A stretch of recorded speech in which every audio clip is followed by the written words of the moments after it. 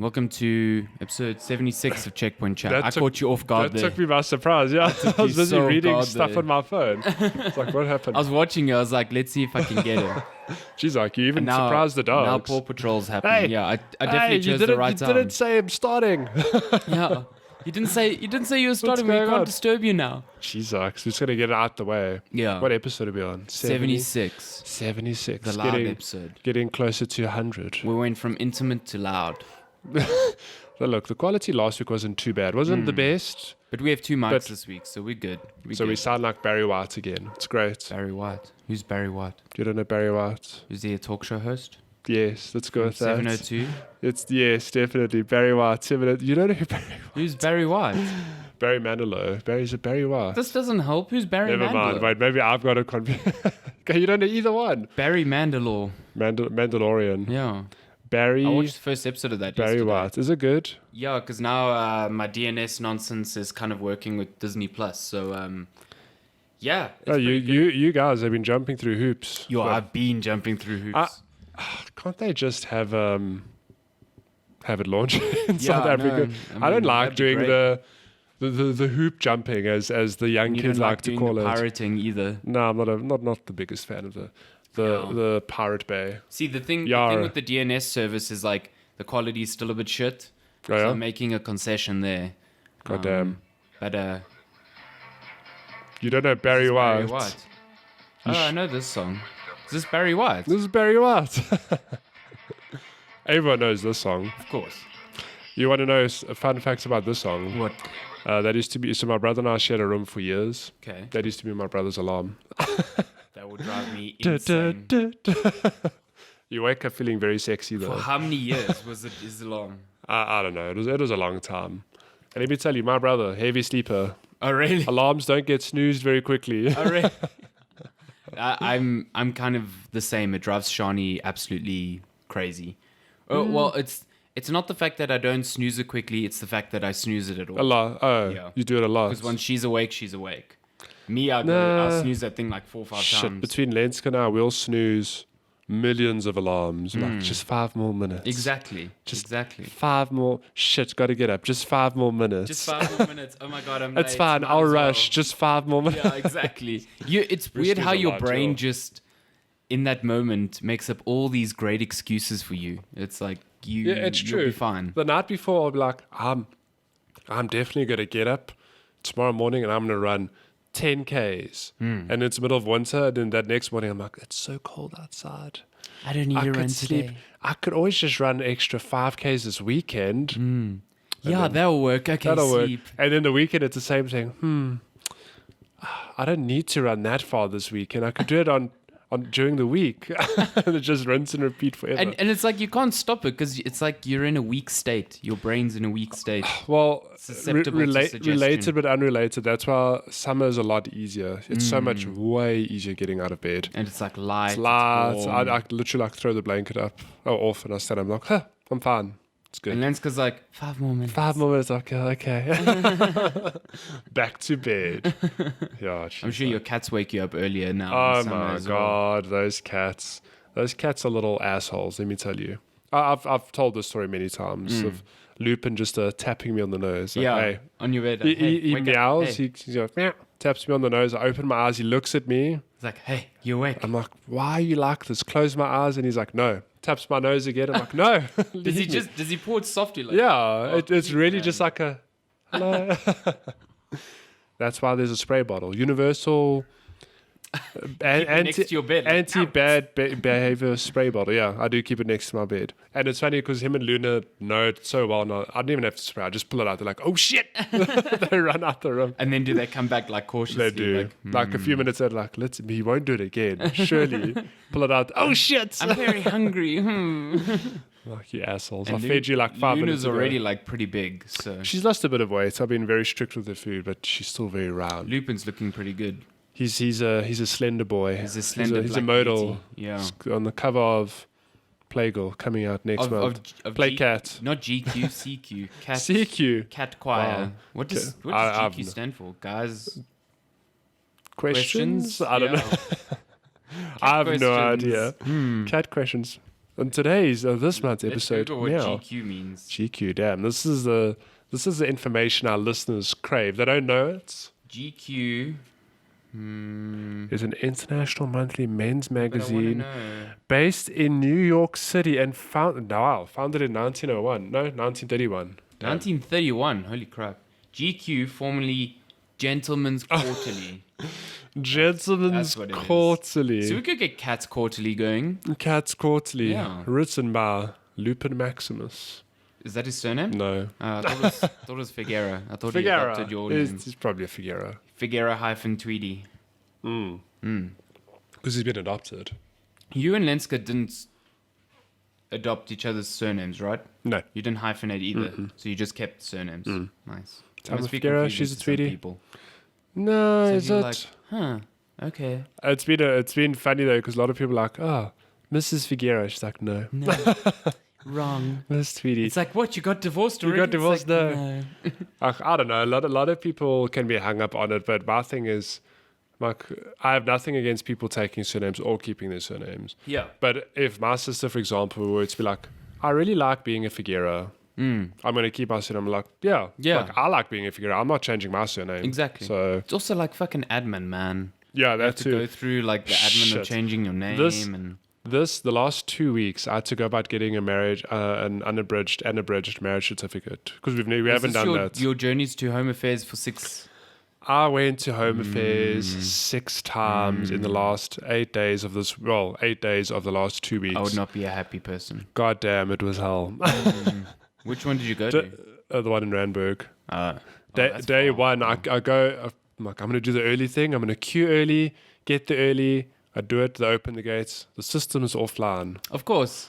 Like It's I don't know what I classic expected. African It's problem. great, yeah. So, but then I was like, I'm not coming back in the morning. I'll just go at lunchtime because it's like 10, 15 minutes away from my office. Oh, is it? Okay. So day 2 to something of like, I think I ended up getting and I got my form. I didn't have a pen, which was my rookie mistake. And then And no one could borrow you, like lend you a pen? the thing is that it was so busy to like wait and get a pen from anyone. I was like, That's ridiculous. it's fine. I'll come back. Day 3, come back. I think, I lost track of because 6 days. I think day 3, the system is offline again. Oh my God. Day 4, the queue is too long for me. Oh my God. So I'm doing it at lunchtime. Day 5, I queued early. I get there, I finally pay because I'd filled out my forms at home, whatever. Got there, paid. Sorry, sir, our printer's not working. Like, are you kidding me? Day 6, I arrive, finally get my shits.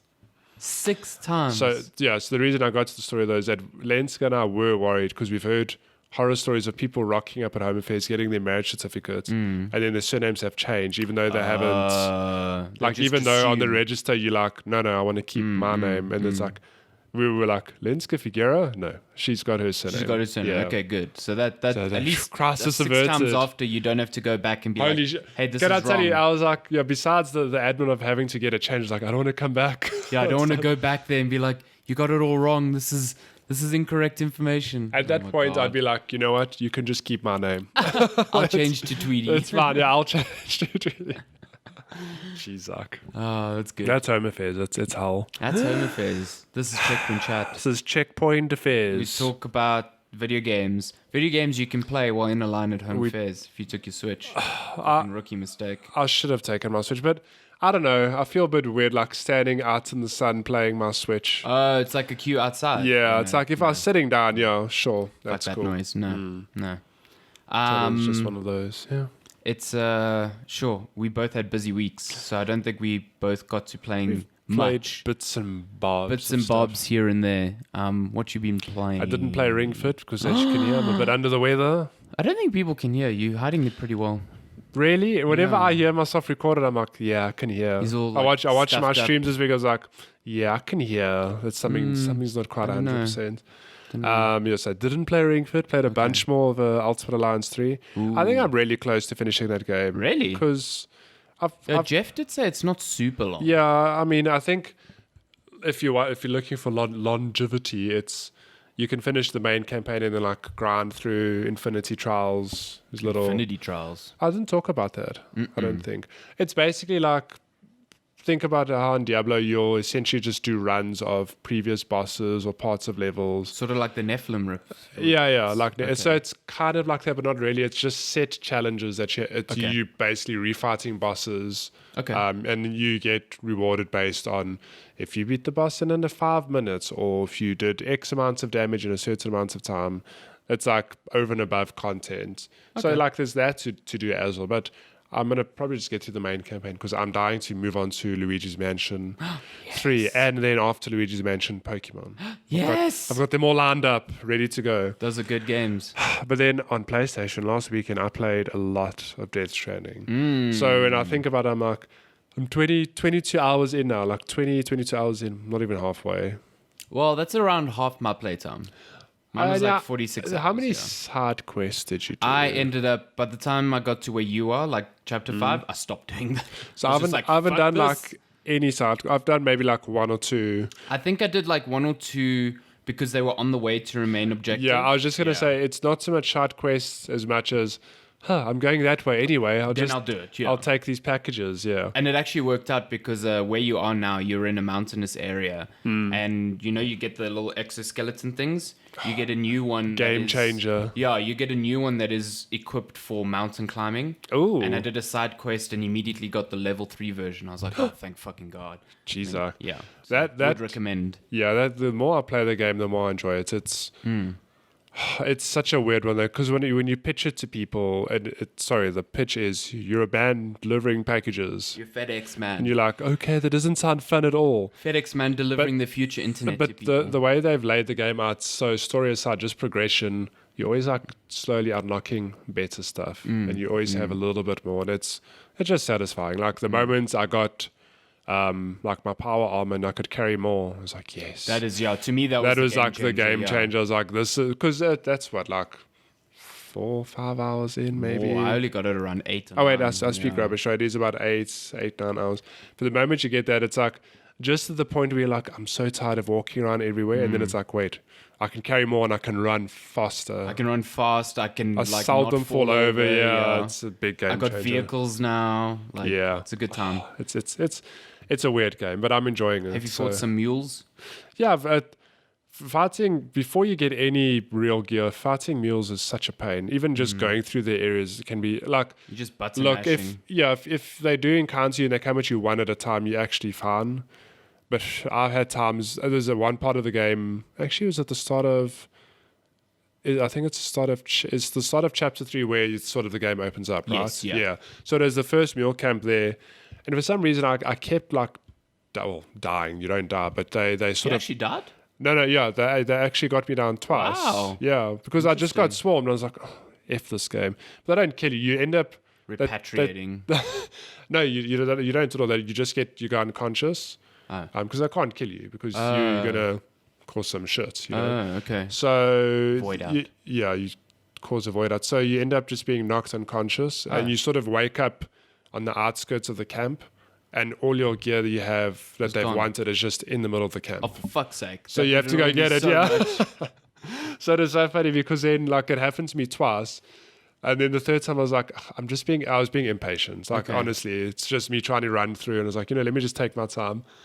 The game, a lot of people say it's not like Metal Gear Solid, but parts of it are. Like there are stealth elements there's in that. The long grass. Yeah. So quick stealth kill. I quite liked it. I went and I hid in the long grass. And like, I'm going to leave a sign here. And I just put it keep on keeping on. Oh my God. Because I know that there will be other people like me. They're going to hide in the grass, be like, for shit's sakes, man. Like, I like this sign. This guy gets me. We're going through the same shit here. I never experienced that because I'd mostly just avoided them. And then by the time I was like actually taking them on, I had like guns. I shared a clip on Twitter this week from one of my streams where it was instant karma, and this happens to me a lot. Even when like playing games like Bloodborne and Sekiro, the moments I get too confident or cocky, I'm like, this boss is easy, I like literally die. Yep. Okay. Yep. So it happened to me in Death Stranding where I'm busy riding along my bike, avoiding the mules, and you just see, they're very accurate with their little spears. stupid. They're like all Olympic MP javelin javelins, throwers. yeah. They I saw stand that still. GIF They're like, you sent. It was "Wow." good. You're like, holy shit! How did you throw that far? So this clip, you see one coming, like it's just coming at me. I'm like, okay. I like do a little side dodge. I'm like, huh. Did you guys see that side? Like literally 2 seconds later, one lands in front of me, zaps my fucks your back. I bike. fall off. I'm like, well, fuck this game. I do like, I saw someone share an image saying that they look like those hazmat guards from Monsters Inc. They And I was do. like, oh my god, they do. They're so Why do they funny. sound so scary though? I don't know. I'm They're like, just okay, other humans. They like, just PTSD delivery people, Yeah, basically. they're like, But the moment they see that, like, I'm Yeah. like, oh, they sound like, actually remind me a lot of the Combine from Half-Life.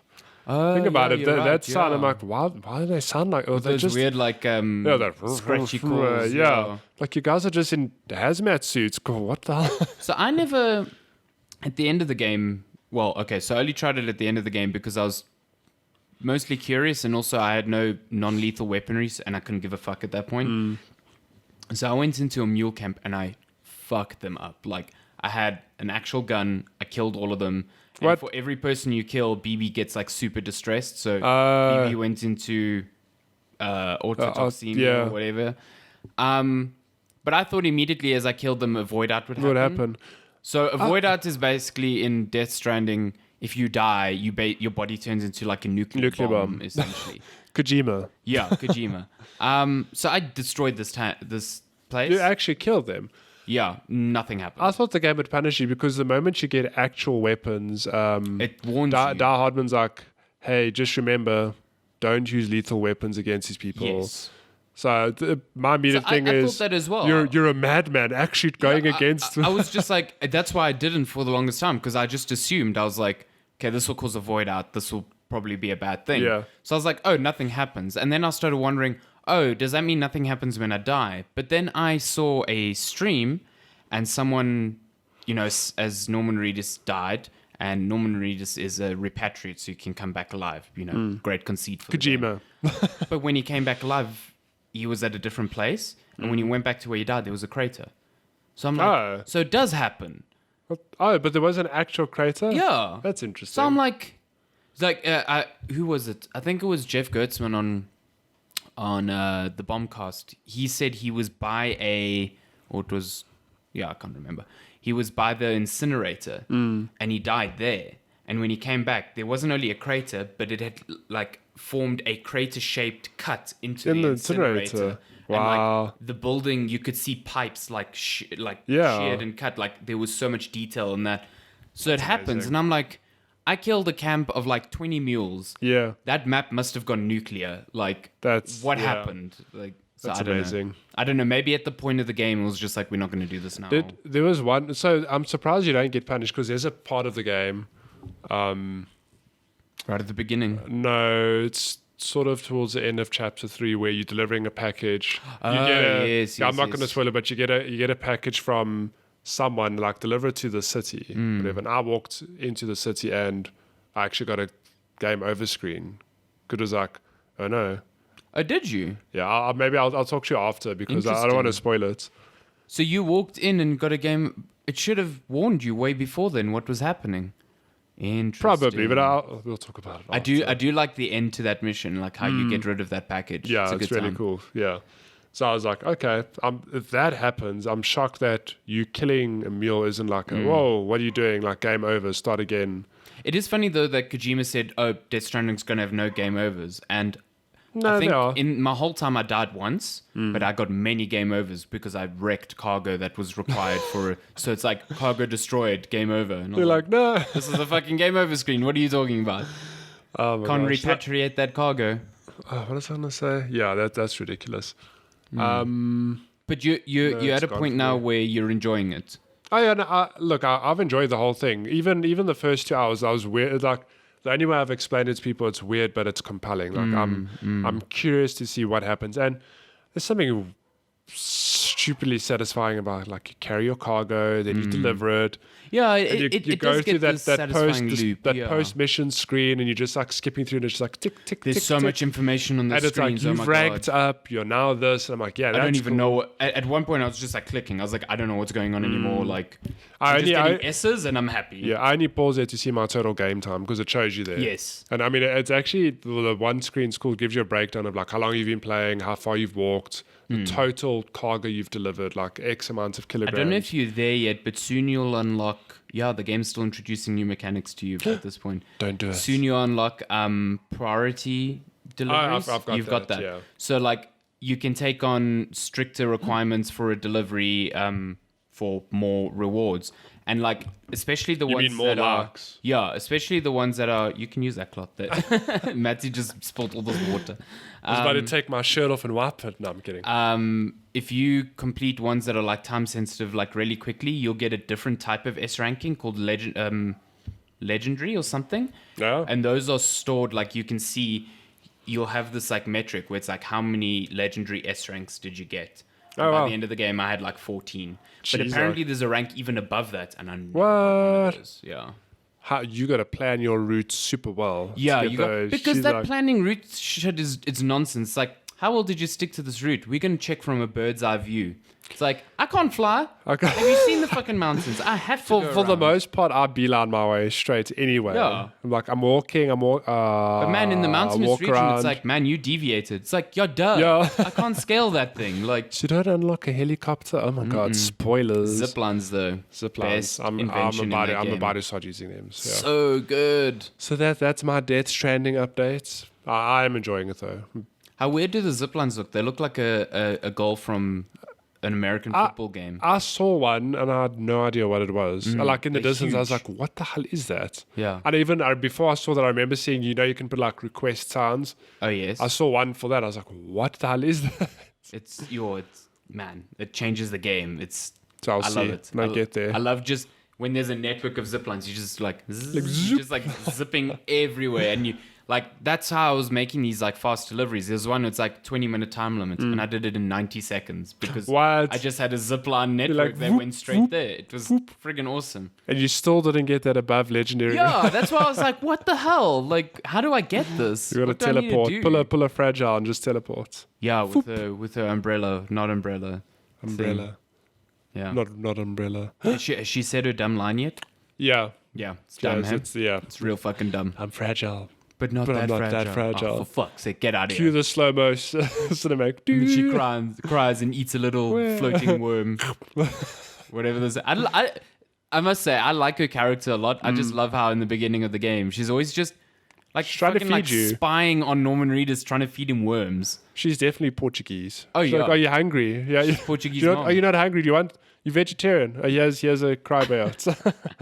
Those things look so cute though. They do. Yeah. And they're like, You just friggin' munch them, just like. why do they not just eat them whole? It's always like bite the head off. And Yeah, then- they're small enough. Just swallow the thing. do You the don't whole even thing. need to Shame, chew. man. Because Norman Reedus doesn't looks like he enjoys them at all. No, she loves him though. He enjoys chugging fucking monsters though. Yeah. Then there's another drink late in the game. The beer thing. The beer, yeah. I think that That thing's is so weird. cool because it's like beer made using aging rain, so you can brew it a lot quicker. Yeah. I think it's really The cool. logic of that is actually quite cool because there's also, I suppose, there's a farm on the game. Like, yeah, Townfall we're farm. gonna learn how to grow crops using fast. Townfall. Yeah, I'm like that's interesting. But that the beer thing gives you a health boost or something. Oh, does like it? that? Because I just remember being in my room one day and I'm like, I'm gonna Yeah, have the a beer's monster. there. Beer. What? I think it gives you a health boost, and then if you unlock, because I think there's side missions where you can unlock different beers. You can stack them as like, yeah, You play beer pong with BB. fuck yeah. I mean, do you think BB's not just existing in a little pod of beer, time for beer? Well, That's now why that you BB's say all it. fucked up. Well, I do wonder okay, don't tell me, but I do wonder what happens to BBs. Do they not grow up in their pod? Do they just stay? No, they're not alive. They're not alive. They're just. Guillermo del Toro always says they things. They're not. They're equipment. Yeah, but still, it's weird. Man, It's so Hideo weird. Kojima eventually hits that fucking metaphor hard on the head. Really. It's like, this is equipment, not a real person. It's like, I see where you're Okay. going with this. Yeah, see where you're going with this. Okay. Oh, your link to the social world is handcuffs? Great metaphor there. Interesting. Yeah, interesting. Also, why does Norman Reedus always handcuff himself to the bed when he's sleeping? I also don't know. Is it like so? I don't know. Is he worried that he sleepwalks and might kill BB? Like, what the hell? I've also wondered, like, wow, why does he uncuff himself? It's weird. But also, it's a lie. When you get to a rest station and it's like been a long time since you've rested, he just fucking collapses on the bed with all his equipment. And then when he wakes up, he's been dressed and he's handcuffed to the bed. Someone's fucking with him. Like, what? It's fragile, definitely. Fragile's coming there. She's like, coming in, oh, he's all drunk him. again. Oh, poor baby. Just like, oh, I'll put him in his pajamas and, I'm just going to handcuff him to the bed. So he doesn't leave. Yeah, I'm now going to force him cryo worms. To eat this breakfast. It's friggin' weird, man. Death Stranding, it's a Kojima game. Have you got the blood grenades yet? Yes. So you fucking up those BTs? Oh, yeah, I've got equipment to take them, yeah. That, I must say, that's early on. You get that at the end of... Yeah, you get that at the end of chapter 2. Yeah, because... Oh, right, yeah, because you have to actually fight one, yeah. Weirdly enough, quick sidebar. Before I got to that fight, I ended up fighting a BT anyway. I got caught. Same. I got caught out. I'm like, oh shit, okay, this is a weird boss fight. I ended up running away. Yeah, you can. Yeah. And then, like, literally 2 minutes later, I was like, oh, I have to kill this one. It's a mission critical now. Yeah, it's some of those. I mean, those fights are like visually incredible. Like it just changes the world around you, and there's like floating skyscrapers in like oil. But yeah, they become extremely trivial eventually. No, but it happened once where I was driving. I was like, I don't have time to like tiptoe through this BT area. I'm just gonna drive through. Just fucking motorbike through this BT area. Yeah, but then I like drove straight into one. It triggers. It triggers the fight. Like immediately. And then it's like, okay, I just run to the end of the... You know, you can run to the edge of the pit and then it just disappears. Yeah. I'm like, okay. Yeah. It is annoying because it damages a lot of your cargo if you have it. Oh my God. And yeah. You lose a lot of your cargo, yeah. I was like, screw this. But it's visually... I love when you throw one of the blood grenades at one of the BTs because they're like this like figure made of these like little black particles. Yeah. And then the red particles of the blood like mixes with them. It looks really cool. Really good, yeah. Looks really It's a good time. It's a good time. That's Death Stranding. Kojima Stranding. Out. BB Stranding. I'd like to void out of this conversation. I'm fragile. Let's talk about what you've been playing. Jedi Fallen Order. So I'm trying to finish Death Stranding so I can play Star Wars. This little Star I don't know Wars where game. the colon's meant to be. Should it be Star Wars : Jedi Fallen No, Order? it's Star Wars Jedi : Fallen Order. Which doesn't make sense to me. Star Wars Jedi is not a name. Yeah, but I think... Should be Star Wars : Jedi : Fallen Order. No. Yeah. It's Star Wars Jedi. I think Star Wars - Jedi : Fallen Order. It's Star Wars Jedi. It's just the name. I think that's this is the IP now. So the next game will be Star Wars Jedi : Just like Jedi Knight, BB-8, Outcast, or it's their franchise now. Star Wars Jedi : Darth Vader Simulator. Fucking, I'll play that. Spoiler. No, I haven't played the game. It's not a spoiler. I hope it's a franchise because this game's good. This game is good. It's I'm very happy to hear that, and I've seen some gameplay since. I'm like, I have to play this game. It's great. It's this game kind of makes the argument of like, should Souls games have difficulty levels kind of mute, because this game has difficulty levels, and I'm having a great time getting my ass kicked on the higher difficulty levels, but a lot of people are playing on story mode and enjoying the Star Wars adventure just the same. Imagine. You know? So yeah, you play as Cal Kestis? Kal-El, aka Superman. Kal-El, yeah. This is his son.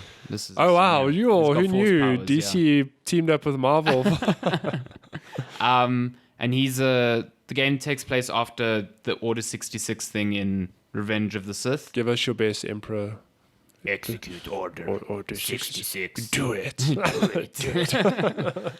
So a lot of the Jedi gone. Cal Kestis is he was a Padawan when it happened, so he was just training, and now he's like in hiding, whatever. And it doesn't take long for his hey, I'm hiding to kind of fall away when he saves a pal on a junker planet that he's at, and the Empire figures out he's a Jedi. Wait, how did he do that? How the fuck did he just grab this guy? Yeah, HQ. Something weird is happening here. He's got a light sword. So yeah, you end up going on the run with a crew who's trying to find essentially this group of Force sensitive kids who the Empire is hunting down as well. That's as far as I've got. Damn. Apparently the story goes places. Oh, So right now the structure's sort of Metroidvania-ish. You've got a bunch of planets you can freely travel to, but areas in them are gated with things that you need powers for. So like at first I didn't have a wall run, so I couldn't get to this place. didn't have a war run? Yeah, so they kind of explain, they're like, oh, because your character is traumatized by Order 66, his connection to the Force is broken, so he doesn't have all his Force powers. And Makes sense. cool. Nice. That makes sense, sure. So eventually you get a wall run, or you get a Force push, so you can break down barriers, or right now I'm waiting to get a Force pull, because there's areas where I need to pull like a vine so I can swim, stuff like that. So it's pretty cool that you run around these pretty large areas, and it is incentivizing you to kind of explore as much as you can, even if the rewards for exploring are kind of shit. It's like, hey, you explored. That felt good. Here's another piece to customize your lightsaber. And you're like, Okay, cool. tell Thanks. me about the ponchos. Apparently there are many. You can customize your ponchos. There are many of them. You can customize the colors of your ponchos. You can customize the color of your droid, BD1. BD1 is awesome. BD1 is like the most detailed droid I've ever seen. That's like cool. Really, really cool. He's also the one who gives you stims, because this is like a Dark Souls. So instead of having an Estus flask, you put your hand in the air and BD1 shoots this like stim into your hand, and you're like, you just like stab yourself in the Jesus, just stab yourself. And just like Dark Souls, it takes time, so it can be interrupted. Okay, it can be. So the combat is very Sekiro-esque, actually. Interesting. When you're fighting enemies that have melee weapons that can block your lightsaber, like Purge Troopers or other bad Jedi, the Sith, you each have a stamina meter, let's call it that, just like in Sekiro, and performing your posture meter. your posture meter. Performing regular blocks, so when you just hold down L1, I'm playing on PS4, then your stamina meter gets reduced with each hit you take. But if you parry it, so hitting it right before the strike comes in, you damage your opponent's stamina meter. Interesting. Sekiro. Just like Sekiro, yeah. Sekiro, And, Fallen Order. Exactly, yeah. It was actually kind of weird, because at E3, I think they interviewed Stig Asmussen, who's the game director, and he was like, yeah, when Sekiro came out and people played it, it was more like it wasn't like, oh fuck, we're now gonna look like we're copying. It was more a case of, hey, we're on the right track, because other people are thinking about this. To be honest, even if people were like, oh, they're copying them, like, how? It's impossible for them to How would you build yeah. a whole system into your game within like 6 months? Yeah, I mean, it's Sekiro not- came out in like April. Yeah, it's just like complete coincidence that they have a system that's actually not identical, because I feel Sekiro still has more emphasis on parrying. Like here, you can parry twice and you've broken the guy's posture, and you can like instant kill them. No, Sekiro, it's a long you have to bout. build it up, Yeah. So in that regard, Fallen Order is quicker, but you also don't have to have the same kind of care when approaching enemy situations. So I can run into a group of like 5 people, and I will get fucked up if I'm not careful. But if I'm smart about the way I move around and use my parrying, I can take them all on. Okay, that's cool. But like 9 times out of 10, I get fucked up. Would you say this is the child of God of War and Sekiro? Yeah, it's very much the same. Sounds like that. Yeah, cool. very much the same. I'm playing on so there's 4 difficulties when you start. I'm playing on what I assume is hard, called Jedi Master. And that gives you a bigger parry window, but it also makes enemies more aggressive. Don't you mean a smaller parry window? Well, bigger than the hardest difficulty. Yeah. So it feels bigger than Sekiro. But I'm also glad about that, because I don't know, it's taken me a while and I still feel a bit weird about it, but it almost feels like there's like this input latency when I'm trying to parry. But I think it's more a case of in Sekiro, you can cancel out of attacks. Yeah. I know that was a big thing, because it's like in previous Souls games you weren't able to. Here you can't. So if you push the parry, there's a whole animation. Yes, there's the whole animation, and if you push attack, you have to see through that animation. You cannot cancel. Boo. So I think it's the case of, I'm expecting Sekiro, where yes, I have to be precise, but I can cancel. Yeah, that's gonna screw me because in Yeah. Sekiro, I'd like just tap the parry just to like make sure that I'm sort of like ready to do it the moment an You attack can't do comes that. in. Oh You no! cannot do. I watched a GIF because at first I was like, "Is this parry just not working? Like, am I not getting it right?" And then I watched a video where a guy was like, "They specifically prevent you from just tapping the parry constantly because every time you tap, You do the a animation whole- happens, and there's a recovery animation of about like okay. half a second. And during that recovery animation, if you press parry again, nothing happens. Okay. So you got to So get that's- used yeah, you have to. to time it there. You can't, like in Sekiro, especially when I was fighting Madame Butterfly, like it was a case of, like, Yeah, you preparing have a bit of almost, yeah. leeway, Yeah. But then the window of parrying in Sekiro is much smaller than it is here. Sometimes I've parried, and then the attack comes in, and I still get got the it. attack animation. It's like, what the hell? Like I'm a Jedi master. Yeah, exactly. So, Bump up the difficulty. but so basically, each difficulty alters your parry window, how aggressive enemies are, and how much health they have.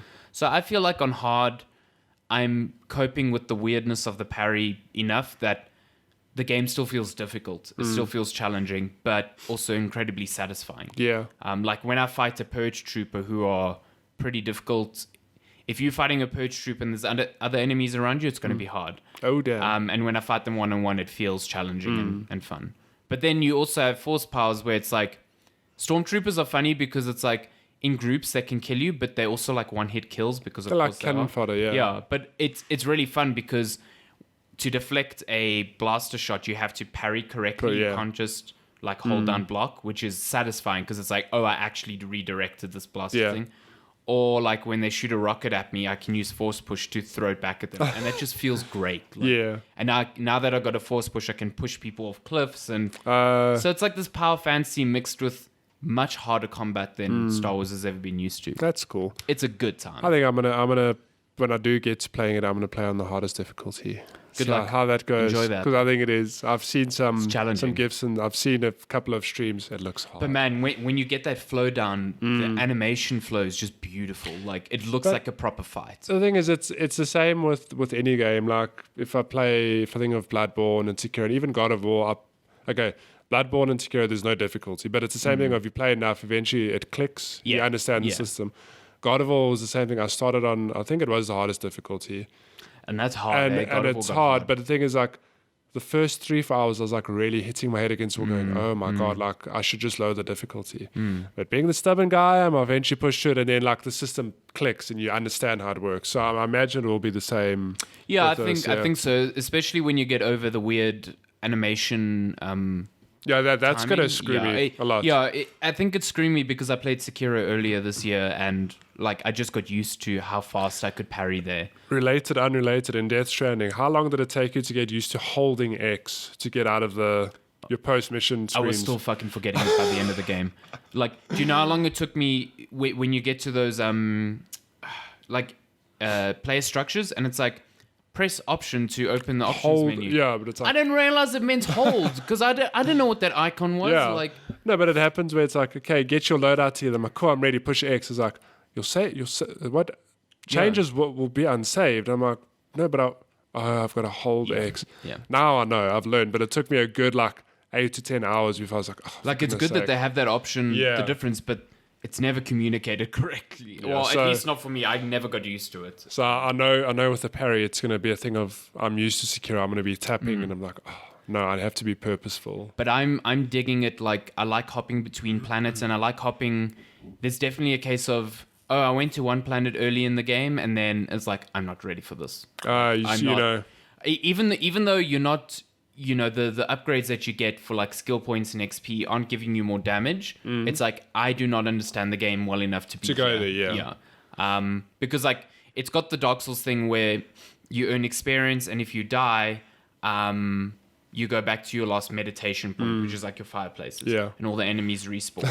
I think so. In this world, I think that's weird. Like, why do they respawn? It makes no sense. Yeah. Yeah. Even when you just rested a meditation point, I've it's like, heard they Stormtroopers respawn. are all back. It's like, okay. They how did sort of that like happen? they sort of contextualize it in Sekiro and Bloodborne. And I'm like, Yeah. why? It doesn't make any sense. It makes Star no Wars, sense yeah. here, but whatever. There is one aspect that I think Bloodborne and Sekiro could learn from here. It's so in Bloodborne and Souls games, you have to kill the enemy who killed you to regain your XP.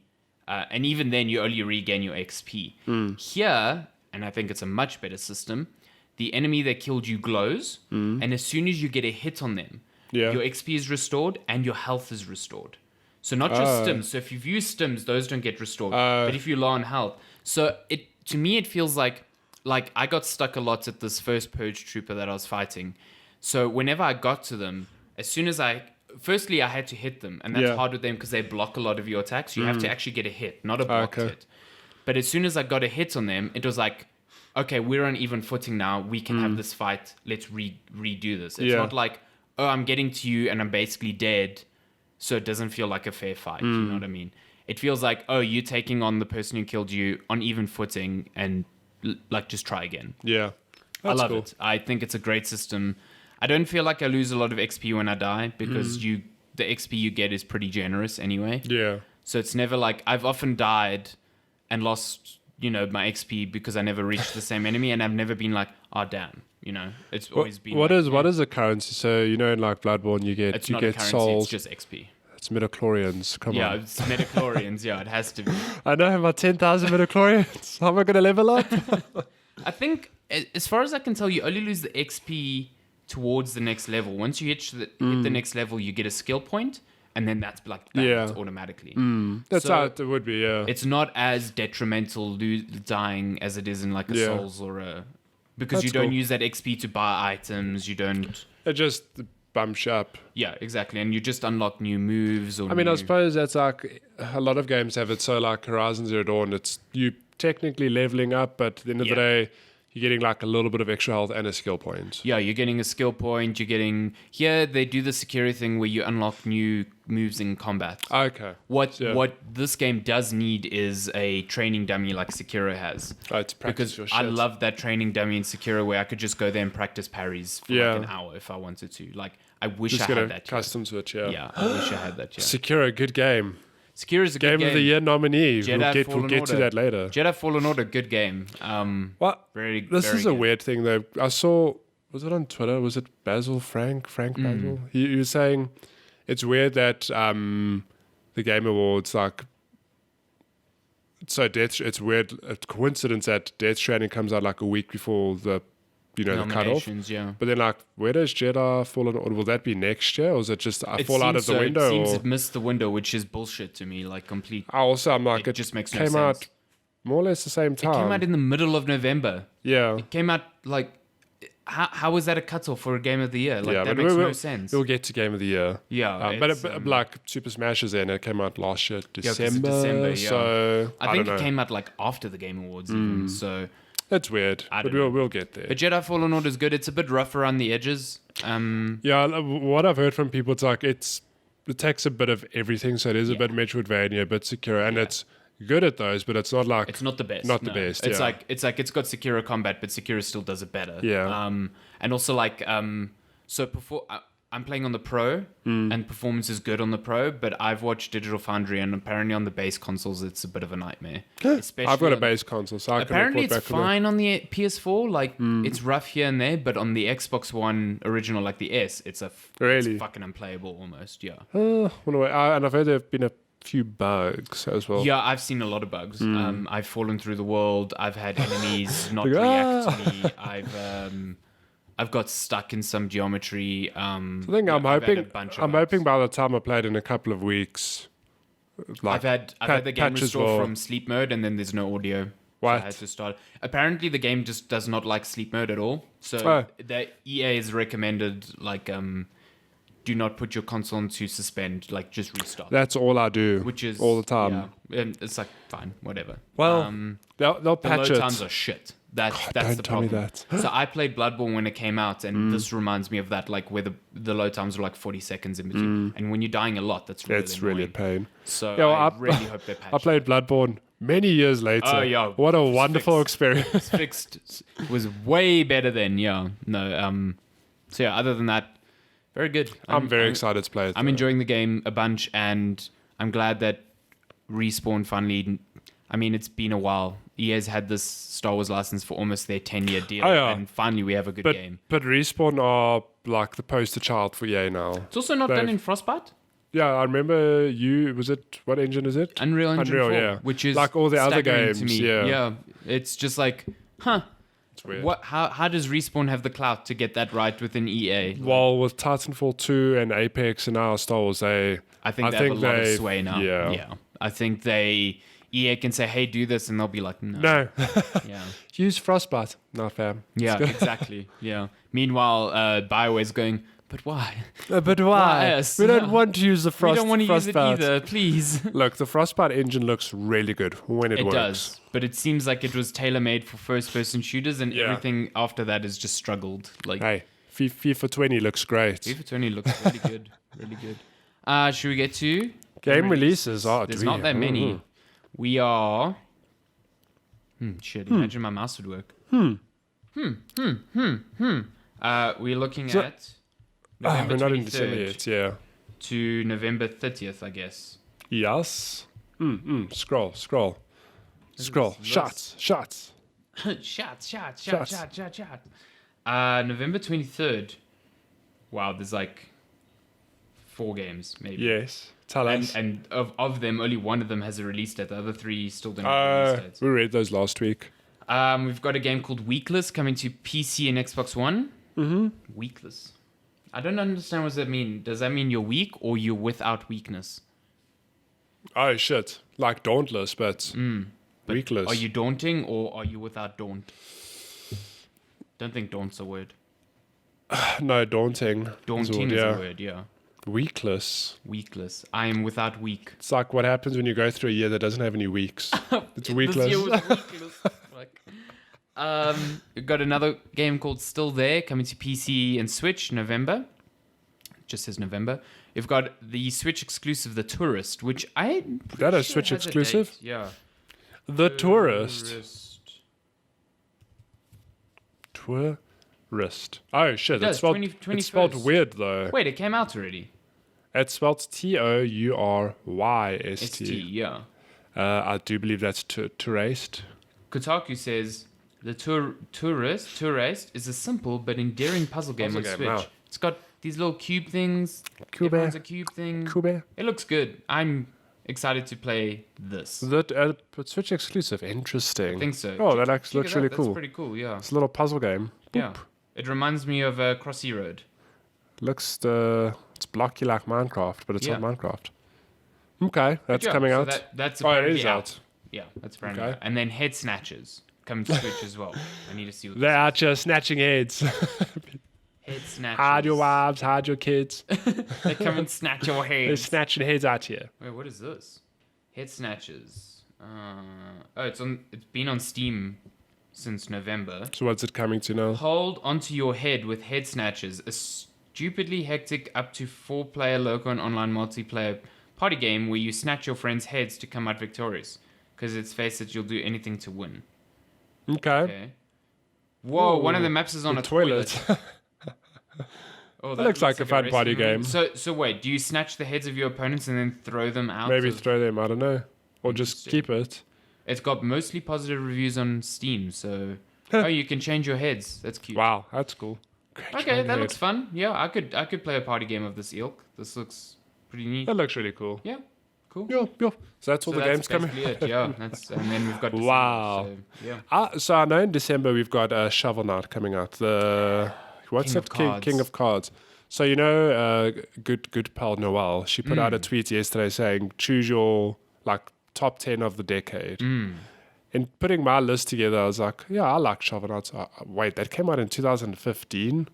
4 years later, they're still dropping Been making free DLC. for it. It's And when mad. we say DLC, it's like it's full games, just with It's- other characters. Yeah, it's quite crazy how much they've supported that game. That's crazy, yeah. That I enjoyed making that list. It also made me realize a lot of games are still within this decade. Like Borderlands 2 was on there for me, and Portal 2. Yeah. It's like, and then I was like, oh, Uncharted 2. Oh no, wait, that's 2009. Uncharted 2 is, I think, a big one for a lot of people because my first thought was also like a Naughty Dog game, Uncharted 2. I guess you could put Uncharted 2 because it is the last decade. But I was thinking No, more it's 2010. it's 2010 yeah. to 2020, yeah.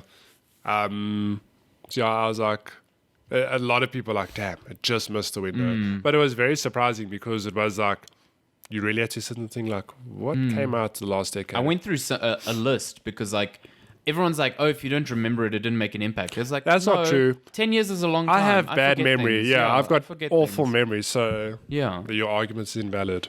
Yeah, I think I had a good mix. I had like Portal 2 and... Do you want to read your list? It's a good Did time. you make a list? I made a list. I didn't see your list. I even ordered it by year and everything. Did you? I was Jesus, professional. You went all What I in. do want to do as an exercise for future, maybe a future evergreen episode, we can do a games of the decade, but we have to pick one from each year.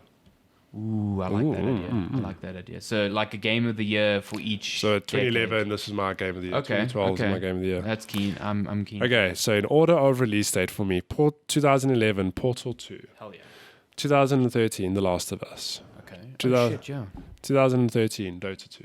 I can't not have God, that. Okay, fair. 2015, Ori and the Blind Forest. 2015, The Witcher 3. 2016, Overwatch. 2017, Hollow Knight. 2017, Breath of the Wait, Wild. was Hollow Knight 2017? Yeah. Oh, but it came out on it Switch came to the Switch year, later, year yeah. later, yeah. So 2017, Hollow Knight and Breath of the Wild. 2018, Celeste. 2018, God of War. That's a pretty good list. Nice and varied. I was actually surprised because when I started putting it together, I'm like, my top 10 is probably going to be in the last 3-4 years because those are the ones that come to mind. But I ended up having 5 between 2011 and 2015, and 5 between 2016 and 2000. Yeah, these 2016 to 2018 have been... And even there's some like honorable mentions there. I was like, so John Mark, he made his list as well. He put Bloodborne. There I was like, Bloodborne. Like, I love that game, but... I ended up making a full list and then cutting. So I had like 15 and then I looked at it and I was like, okay, I have to... So my list is Portal 2, obviously. Journey, obviously. Shocker. Hollow Knight as well. Borderlands 2. I did think about Borderlands 2. That game, I can't not. I put like 400 hours into that game. Yeah. Like I can't not. Breath of the Wild, obviously. What a game. Doom 2016. Oh. Florence. Oh, Florence. Bloodborne. Mass Effect 2. Fuck, I love that game. I never played Mass Effect ever. Really? Wow. I just that up. It's actually funny. I was telling my colleagues that there's a weird time in the middle of the decade where I missed out on a lot of games because I was playing Dota 2. I still played single-player games, but not nearly to the extent that I do today. So things like Mass Effect, I just completely missed out. That's wild. Yeah. That's so weird. I know. Because you'd love the... I think I would love them. I'm certain you'd love those games. Yeah. I hope to God that they're making a HD collection at some point. And I would I'm say holding out for 100% that, play it yeah. because it's worth it, yeah. Last one on my list is Witcher 3, obviously. Witcher 3. We have actually a lot of overlap. Common, yeah. Honestly, Bloodborne was one I wanted to put on, but I was like, it's a weird thing of, I only played it this year. Am I only putting it on because it's fresh in my memory? That sort of thing. If you ask me again next year, shit, I might drop one for Bloodborne. I don't know. Bloodborne is great time. It's really good. So good. Yeah. Oh, sorry. I'm just on Twitter and I'm seeing Epic has a Scrolling. sale. You can get Rainbow Six Siege for $5. God damn. I'm tempted. Listen, I think I'd love that game, yeah. Because it's like a Counter-Strike equivalent. It's modern day Counter-Strike. And it's on PC for $5. No, stay away. Borderlands is down to $40 on Epic stores. Well. I'll wait for that. Yeah, I'll wait for it to be like $20 or $30. We should buy it at the same time so we can play. Actually play, yeah. Yeah. Should we get to news? There's been news this week. There's been a lot of news First this week. and foremost, there's a new Half-Life. Surprise. Would you have known Shocker. that last week, This in time, 7 days, new Half-Life. we get a Half-Life, not only an announcement, but a reveal trailer and a release date. What month would you launch a game? And you know, we know it's Half-Life, but still, what would be a great month to launch a game next year? That's March? March. Yeah, Along with March everything with else everything in else. March. So this is called Half-Life Alyx. Alex is in, Alex. Half-Life 2. Yeah. It's basically a prequel to Half-Life 2, if I'm not mistaken. So it's happening beforehand. It's just before Half-Life 2, just essentially. before Half-Life 2. So you play as Alex, and you're shooting down a lot of, what are they called again? Combine? Combine. The catch is, it's a VR game. It's a VR game. Yeah, it's only VR. Thankfully, it's not coming just to Valve's Index, which is like $1,000 for virtual reality. But it will be supported on any headset that supports Steam VR. So that is a lot of That's Windows quite a lot. mixed reality headsets. Their Oculus. homepage actually makes a point of like, no, it'll work. In Like a lot of combinations, the experience will vary between headsets, but it'll work on a lot of headsets. Yeah, which is really they cool. said it will work with room scale, it will work with if you're sitting, it will work with standard controller, it will work with this motion controller, the index controller, which is a different thing, like a bunch of different things. So Yeah. that's awesome. Because I was worried. I was like, they're going to make this It's exclusive to Index, exclusive. and no one's going to fucking play this. The only incentive I saw is that if you have a Valve Index, you get the game for free. You get the game for free. which is a nice little and, touch. And but the Index is the best VR headset on the market Yeah. right now in terms of... Because their controllers, you can make a grab motion with your hand and you'll grab. and in the instead of trailer, pressing you the actually button. see Yeah. like it's her hand. So The trailer was really good. It's really good. I was not really that keen... Because I'm not huge When- into Half-Life, so... how dare you? But when I watched that trailer, I was like, this So- looks like they're pushing VR forward a little So bit. you've played Half-Life 2. Yes, yeah. But did you play it at the time or after No, the fact? after the fact, and that's Yeah, why I don't think it's- it has the same impact. We were talking about it. I don't know how that game holds up today, but at the time it was like, holy shit. Revolutionary, yeah. This is and like John Michael pointed out, it's like Half-Life just told a story. Yeah. Which shooters at the time didn't do, really. yeah. And but it did things but with that, physics yeah, and that stuff. aside, there was physics, and it was just a really good shooter. I don't know how it holds up today, but I think it's Half- still good Half-Life today, but it 2's doesn't got have the... It's like, yeah, this is a first-person shooter. That's yeah, what it feels it's like. but it's got that following. I mean, we've all know Half-Life 3, been waiting for it, and it's so weird. I was saying, like, it's not Half-Life 3, but the trailer looks good. Yeah, it looks really good. And like you say, it looks like they're pushing VR forward. Yeah, yeah. And I was saying, what if this is a game that like it'll just absolve Valve of all their sins? Like, okay, we've waited 12 years for a game, but you know what? You did a really good VR game. Whatever. Yeah. Keep on making games. And Maybe it could open the door. it's that's what John Michael said. Left 4 Dead 3 VR. I was like, imagine. or it's just a little thing where it's like, oh yeah, we played a little bit of Half-Life. Now we feel a bit more confident to do 3 because it hasn't been so long. Yeah, without I Half-Life. think it's a good Yeah. bridging thing because if they Yeah. dropped Half-Life 3, it would expectations are just No, it has to be like yeah. the greatest game ever made. Exactly. This sort of might temper expectations, Yeah, which I is think cool. so. The part of the trailer that really got me was when Alex was like shuffling through things on a shelf to yeah. find ammo, and I was like, "That's cool. That's if very everything's reactive like that, that's really cool." So Super cool. that's out on March 20th. 2020, so Valve soon. did say that this could open the door for more Half-Life. That's all they said. I think what you said, right? They're testing the waters, or like it's a bit of both testing the waters and in like, hey, The sad this is thing what to Half-Life me is. is that they've got the talented people of Campo Santo working on it. The I ex-Firewatch devs, who so obviously Campo Santo was bought by Valve, so I guess they are Valve devs Yeah. now. So their game Valley of the Gods, which was revealed 2 Game Awards shows ago, seems dead in the water to me. You A reckon? lot of their designers took the game off their Twitter bio, stuff like Oh. that, and it's like, that really sucks if true. I wonder though, because even when that happened, my big thing was like, Valve are very good at snapping up studios and like Counter-Strike and Notes to like they're very good at seeing stuff that exists and just like perfecting it. Yeah. What did they see in Valley of the Gods? Are like, we have to buy the studio. Yeah, exactly. I was just like, oh, they want. I thought maybe, oh, they bought them because they're good at telling first-person stories or something like that. But like, not at the expense of their game. Yeah. So- well, we don't know. Like We don't maybe know. We don't it hasn't been confirmed, but maybe Maybe they'll get to it few after years, yeah. Half-Life, and they want to just keep the focus on Yeah. Half-Life now. So entirely possible. But I was just like, well, I guess we're not going to hear about it for a while. for 4 years. Let's see. PlayStation 5 will allow for much more detail in the Game Awards than ever before, according to devs from Control. I did see that the technical director also said that he's dubious over PlayStation's claims that their SSD will drastically reduce load times. Oh, He says that it is faster, but maybe not as fast not as as fast as they punting make it out to be. Yeah. So a bit of good, a bit of bad. But Shit. new console launch is always a fun time. Always a The good next year's time. going to be awesome. You can play Borderlands 3 for free this weekend. Let's. What is that on? Oh, Matty's like, maybe I can play a little bit of Borderlands. No, I'll hold out. I've got other shit to play.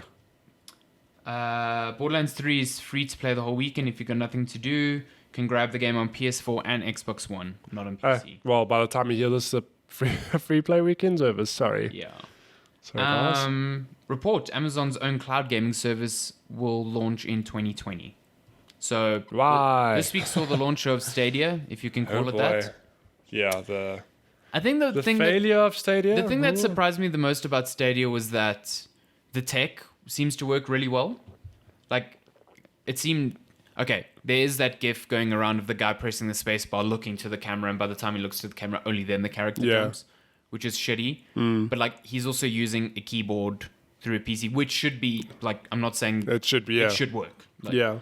but it seems that people using the controller that connects to a Wi-Fi connection and eliminates a whole hop seems pretty good. Pretty good. Yeah, that's what so a lot of people, we spoke about it this week saying like, oh, it's a failure. I'm like, no, it's mixed. It's Like, mixed, yeah. people, it's real mixed. people either like, wow, this works, or it's awful. Yeah. So I think Digital Foundry did some actual latency tests, and they were playing like a console on a TV and a Stadia using the Chromecast, and it was like a console with playing Mortal Kombat 11 had like 77 milliseconds of latency, and it on Stadia had like 120. So it's like it's more. It's more, but it's not like It's not this I mean, drastic. sorry, even 77, the fact that it's that high, Yeah, I would seems a never bit expect it to ludicrous, be like that high. 120 is really impressive, given that you beaming You're the game streaming to it, you. Yeah, to you. So yeah, I think the text there. I think the thing. just have to refine It's it. the model is just wrong. The model's broken. Just, like, broken. It's stupid. Yeah, it makes no So sense. if you don't know, you basically have to buy your games on Stadia, like despite owning them, and you have to still pay. Well, you have to pay if you want what? So 4K right now you have to pay that premium subscription, but you have to pay $10 a month if you want 4K and surround sound and stuff like that. which is like And right now, like, the service doesn't support playing like on iOS phones, doesn't support playing through browsers. If I'm not mistaken, you can only play on your a phone Chromecast. and a Chromecast. So like, it's really limited at the moment. And then there's also these things like Google's like, we're letting you stream games because our PCs back at our server farms are like way more expensive, you know, really, really high tech. It's the stuff that you'd never be able to afford. And then someone did the math and they found out that Destiny 2, which is one of the free games you get with the service, is running at 1080p on medium PC settings and being upscaled to 4K. It's like, most PCs can do this. Can do that, like, yeah. Why, you know, so what is Google actually like selling here? I don't know. I think they, like you said, the tech said that they've got kinks to work on though. Yeah, the they've got a model lot of and the kinks. technology. They Yeah. just need to like improve it. But Amazon, Project X. Oh, sorry, but Project yeah. X Cloud, their shit's looking really hot. Project X Cloud's looking real good. That's yeah. Xbox's streaming Was offering. XO 19 this week or last week? I think it was last week. We did. Okay, I so think we did chat touch about on it. Yeah. So yeah, xCloud is looking really good. Mighty fun. But I none of these services are going to be anytime soon. I don't think No. because A, our market's tiny, and B, like, we'd need service centers, especially for the Google stuff. We do not Yeah. have that here. Azure we have here, but like, that's being used for actual businesses, not Businesses, for not gaming. not for the minuscule gaming market we have in South Africa. Yeah. But Amazon, according to CNET, is readying the launch for their own streaming service next year. According to CNET sources, Amazon will likely announce their game streaming ambitions next year with Twitch integration, mirroring the promised YouTube integration that Google Stadia has. Amazon's busy hiring people from other gaming companies, including Microsoft, to help at launch. So yeah, I mean, that makes sense. Did you say to me. 2020? That's pretty soon. I mean, Amazon, it's almost baffling that they haven't gotten into this yet. So What a weird time though. We launching new consoles and streaming services. Yep. We're at an inflection point in gaming, and I think it's really interesting. Yeah, I think super despite, interesting. you know, it's almost fun to see things fail, but I think it's just fascinating to see where gaming might be in the next 5 years. Yeah. Some former Arcane devs opened up a new studio called Wolf Eye, and they're going to debut their first title at the Game Awards. Oh, that's cool. Yeah. Alien Isolation coming to Switch December.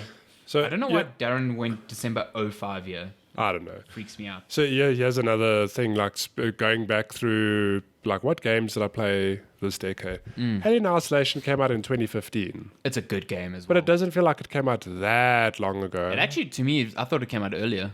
You mean before 2015? Yeah, before 2015. I remember Jeff, I think he reviewed it, but shit, in my head, I'm like, no, it was like 3 years ago. Game's great. Yeah. It's terrifying and great. Yeah. Damn. Would recommend. I'm scared. Despite all the bitching online, by a vocal minority. Pokemon Sword and Shield has sold through 6 million copies worldwide in 2 Shocker. days. Pokemon always sells well. Who would have thought? It is the fastest selling Switch exclusive as far as... let me just get that correct before I say nonsense. I think it would be, though. I know Breath of the Wild sold like hotcakes, but I think Pokemon is its own beast. So at first it was thought to be the first week, but it turns out it was actually the first 2 days. Wow. So it makes it even better. So Pokemon Sword and Shield surpassed 6 million units globally. It is double of what Pokemon Let's Go achieved in its first week. Shit. Higher than Super Smash Bros. Ultimate, which sold only 5 million in its first week.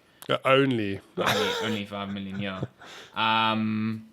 So yeah, That's cool. It's a roaring success at the moment. Apparently, people are pointing out that it's slower sales than Sun and Moon, which is true, but you've got to consider Sun and Moon launched to a install base of 60 million. I mean, what Sun and Moon came out how long ago? Like 2-3 years ago? Yeah, exactly. It's like at the end of, the the sunsetting DS, of the 3DS still yeah. exists, but geez, like it's been around for years at that point. Exactly. Barbie. Activision CEO Bobby Kotick thinks Activision's games aren't the place for political views, despite the fact that they just launched Modern Warfare. Political. So get fucked, Bobby. That's all I have to say about that. God damn. Not sure what else. Just the Game Awards. Yeah, the Game Awards. Oh yeah, there's a rumor nominees. about a cross-gen Assassin's Creed called Ragnarok, which will take place during Viking times. This has been rumored for years now. But apparently it will launch across PS4 and PS5, which is a weird thing to say if they're going to support backwards compatibility. Yeah. So, yeah. Word. Just get to those nominees, and I think that's news. Let's see. Oh yeah, the Game Awards. So Jeff Keighley's Game Awards are happening December 6th, I think. Mm-hmm. Yeah, that's actually a lot sooner than I thought. December 6th? Let's see. Doesn't say here. Maybe it'll say at the end. It's December though. Whatever. So the thing to note here is that the nominees are picked by a panel of judges, of which Jeff Keighley is not included. I do still like to think though that he's the one. Yeah, because okay, so basically Death Stranding got nominated for a shit ton of awards here, and it's just like feels a bit icky. You know Jeff what I mean? Keighley's good buds with Kojima. Jeff Keighley's in the game. He's in the game. But also like the nominations for Game Awards in past years have always missed good games of the year, I feel, and they've just gone for the popular votes most of the time. So let's just go through nominees. For Game of the Year, we have Control, Death Stranding, Super Smash Bros., Resident Evil 2, Sekiro, and The Outer Worlds. I think things like The Outer Wilds is missing from there. I think something like what's that other indie game? I'm forgetting one now. It should be there. Disco Elysium, that's the one. Have you played it? It's good. No, but apparently it's phenomenal. But I mean, so aside from exclusions, I do think that lineup though is okay. I haven't played. It's a strong lineup. I haven't played the Outer Worlds, but having played the others, I'm like, damn, that's. I'm glad that Resident Evil 2 is there. Yeah. Yeah. Because that's the January game that people forget about. Exactly. Yeah, I can't believe it came out in January. And same with like Sekiro, also March. Sekiro is. Yeah. Was it March? Was it not April? March or April? I swear, no, it was March because it came out. I was flying back from your wedding. It was end of March. It's March, yeah. It's correct. Best game direction: Control, Death Stranding, Resident Evil 2, Sekiro, Outer Wilds. Again, I don't think. Yeah, okay. Anyway, best narrative: A Plague Tale: Innocence, which I still want to play. Control, Death Stranding, Disco Elysium, The Outer Wilds. World, sorry, fuck yeah. You see, Outer Wilds should be there. Petition to change one of those. Yeah, one of those names. It's best art direction: Control, Death Stranding, Gree, Sayonara Wild Hearts, Sekiro, Legend of Zelda: Link's Awakening. I'm really glad that Control got a lot of nominees. So we're just keeping score here. Death Stranding has been in every category. But so is Control. Those first three, I think. Yeah, Control. Yeah, but Control does fall off. And Outer Worlds. Oh, best game direction was Outer Wilds, not Outer Worlds. Oops. Okay. No, you did say Wilds. It was done. Yeah, you said Worlds. Fuck, so confusing. Okay, so best music and score: Cadence of Hyrule, Death Stranding, Devil May Cry 5, Kingdom Hearts 3, Sayonara Wild Hearts. Okay, so Death Stranding still the only one that it's been in everything. Yeah. Best audio design: Call of Duty Modern Warfare, Control, Death Stranding, Gears 5, Resident Evil 2, Sekiro. Okay. Best performance. This is the one that fucking didn't make sense to me. Okay, so we've got Ashley Birch as Parvati in Outer Worlds, which is awesome. Courtney Hope as Jesse Faden in Control, awesome. Yes. Laura Bailey as Kate Diaz in Gears 5, awesome. Mads Mikkelsen as Cliff in Death Stranding, also good. Oh, yeah. Matthew Porretta as Dr. Casper Darling in Control. That is a great Awesome. nominee. Norman Reedus. As He does not say much in this game. he doesn't. He grunts a lot. He says, hello. I'm Sam. That's the one that does not make any sense to me at all. Norman Reedus, bro. Fucking at all. She ain't president of... What? She's president of... Nothing. There's the quote he says. Nothing, yeah. What? I can't remember. I've butchered the quote. Ignore me. Games for Oh, Impact. she's the president of jack shit. Fuck's Best sake. performance. She actually did say that, yeah. It's okay. God. The actress for Fragile should be in there instead of Norman Reedus, in my personal view. Sure. This just as a sidebar, the dude who plays Dr.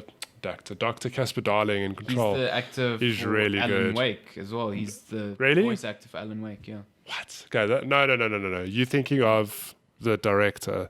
No. That the director is Sam Lake, who did Max Payne. Oh, so did Casper Darling do... He was Alan Wake. Oh, no ways. Let me check. Yeah. Okay, no, that I didn't know. I was thinking of Sam Lake. You're Yeah, right. Sam Lake did Max Payne. That is a great performance. I really liked his character.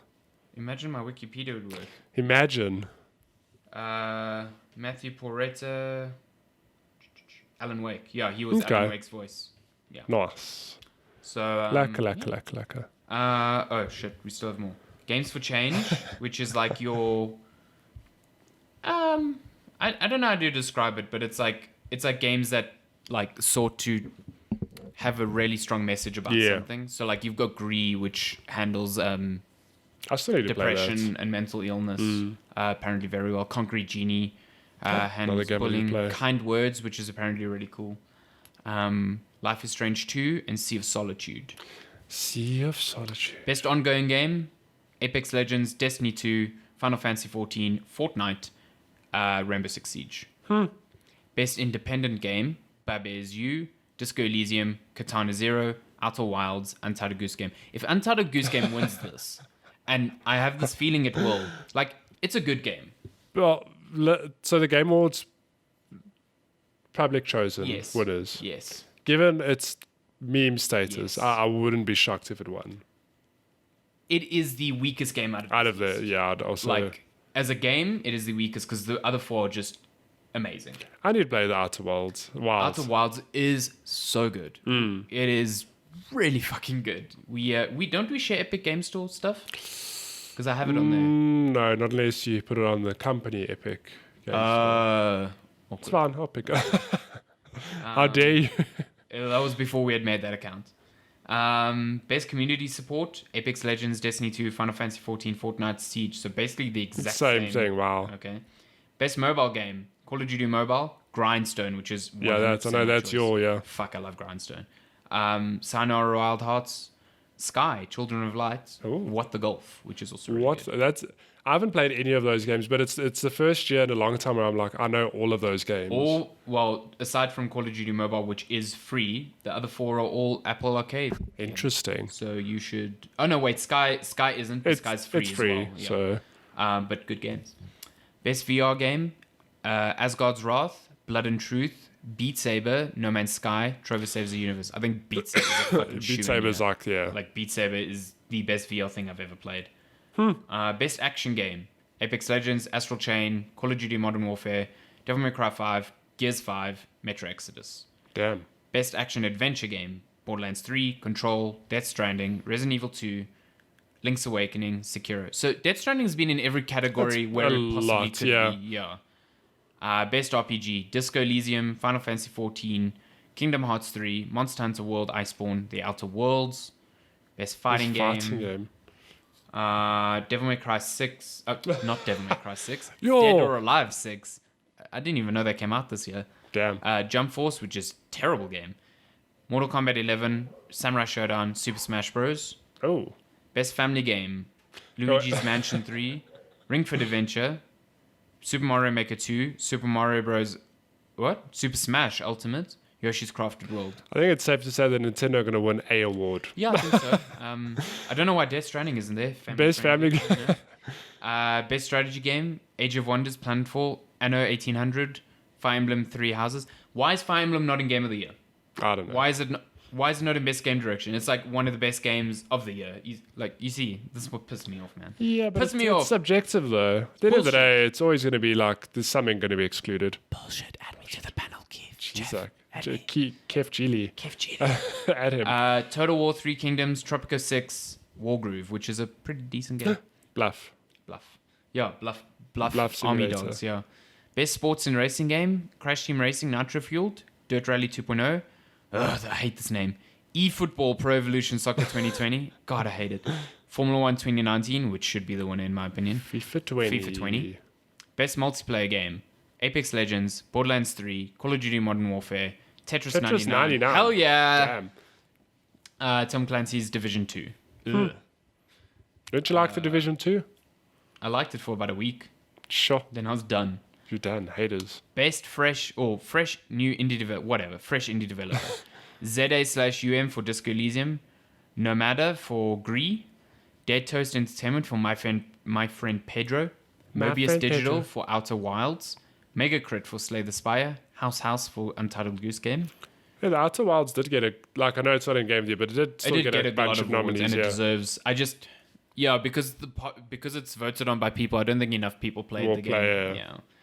Content Creator of the Year: Courage, Jack Dunlop, Dr. Lupo, Benjamin Lupo, Ewok, Solai Wheeler. Is that how you said? I have no idea. That's a weird. Grefk. It's like Greg, but with an F in the middle. Silent F. Let's just call him Greg. David Martinez or Shroud. Michael. I don't know how to say his surname. Griesick? I have no idea. But that guy, Shroud, he's fucking awesome. That guy. Best esports game: Counter-Strike Global Offensive, Dota 2, Fortnite, League of Legends, Overwatch, the typical ones. Jeez, there are a lot of awards. Oh my god. Okay, Holy no, shit, these are all yeah. esports awards, and I could not give a shit. How dare you? So yeah, Okay. that was that. That's Game That's Awards. that. It's happening. Let's see, Game Awards. I think it's pretty soon. 2019. You can vote on their website or even through the Google browser, which is crazy. The Game Awards are happening on the 13th of December. At 3 a.m. local time. Okay, I enjoy the actual ceremony. I think Jeff Keighley has nailed the format of that show. I mean, he puts a lot of time into putting it together. And it's always, I mean, last year it was like we got trailers for Death Stranding, for Sekiro. What were the big surprises there? I can't remember. I can't remember. It was so long ago. But yeah, stuff. So we're doing questions. Questions. You gonna tell people where to send the All questions? right, yeah. You can send us questions at Checkpoint Chat on Twitter, at Checkpoint Chat on Instagram, facebook.com/Checkpoint Chat, and then the longest email in the world, checkpointchatpodcast at gmail.com. Okay, let's start with Migs. He says, Migs. hello, Charlie Patacata. Patacata. This is a weird question. Which would you choose to have? down. An insanely fast internet connection that can download Final Fantasy 15 in 30 seconds, or be within 10 steps of a cafe that makes excellent food and does deliveries. So I have questions. Yes. If add I to don't these choose the questions. high internet connection, can I keep my current fiber one? Or does that count as high speed internet? Your fiber's high speed. Okay, it can't download. I can't do that. It can't do Final Fantasy 15 in 30 seconds, but it can do it in 30 minutes? minutes maybe, which is... No. It would probably be 4 hours because it's that game's 150 gigs. Is it big now? Yeah. Damn, okay. Oh, why is it so big? I don't Shit, know. that's insane. Emotions knocked us. Okay, but 4 hours, I'm like, we live in a day. Remember back in the day with ADSL, it was like, I need to update the game. Oh, shit. I guess I'll play it tomorrow. Yeah. We don't have that anymore. I mean, even if you're downloading a game, it's like, oh, I want to play this game 2-3 hours max. You've got it. 30 seconds, I'm like, that's just being spoiled. I don't need that. Give me the internet cafe. I do like the food. the delicious food that is close. Is the food free? Sure, what food is it? If it was free, it's a no-brainer. Is it any... Well, I mean, you used to live across the road literally from a KFC and a Steers and Princesa. It was bad So for life. you've lived this I've lived question. this life. I'd live it again, though. You'd live it again. Truth be told. But when you were doing that, would you give it all up for No. fiber at the time? At the time, maybe. You on ADSL? Maybe at the time. Not today. Ask us to go back into time machine. But you next, still ask live us close this. to really nice food places. I live like 10-minute walk, 2-minute drive away from like really good, wholesome, not franchise food. So we've got The Italian Franco's food. Oh my for God, that place pizza. was good. You got Croft, which is really good for cafe food. Their It's a toasted good cheeses. time. The cheesy toast. It's a good Yeah, time. as they call it, cheesy It's toast. it's actually not called that on the menu. Is it not? I'm pretty sure Lenska just called it that one day and they're just stuck like, I'm having cheesy toast. Like, okay. That's amazing. Me too. Giddy Day, Claris Popo, Contanga. Whoa. Is it worth pursuing HDR in console and or PC gaming, and what should I look out for? You've done HDR. Is it worth it? Yes. I will say that okay, so firstly, caveats. It needs to be implemented correctly by the game, and that's sparse. When it is, you can definitely tell a difference, and it looks great. Okay, so here's the thing. I cannot get HDR to work correctly on my PC. I've connected it to my TV, which is HDR compliant, HDR10 compliant, yada yada. Cannot get it to work. It just fucks up the colors. It doesn't work correctly. HDR on PC is a crapshoot. On consoles, It works. Works 100%. Why it's is it great. so shit on PC? I don't know. I don't know. So the things you need to look out for: monitors nowadays have HDR compliant. You get an HDR standard. Firstly, the standards are all over the place. So on monitors, you get an HDR standard if you can reach 400 nits of brightness. Nuts. So all HDR is like, you need a display that can vary its brightness from like really low to really high. So it can keep dark aspects of the image dark, and very bright ones like the sun extremely bright. So it creates a much bigger contrast. You also need a display that has a lot of dimming zones, because otherwise, when it's trying to make a part of a picture light, if it doesn't have enough zones to vary its light ranges, it will just make a whole strip of the screen light, which just destroys the image. What? Yeah. So monitors get HDR certified if they reach 400 nits of brightness, which to me is far too low. Yeah. Because on a TV only reaches HDR if it reaches 1,000 nits of brightness, which is the bare minimum. And you do get displays that will say HDR and they will not reach that because standards don't give a fuck. Yeah. So it's that, and it's at least a 10-bit color range, which is quite nice. What is... Most displays have 8. okay. Yeah. So which is, it's very difficult to tell the difference, but you'll see it. Yeah.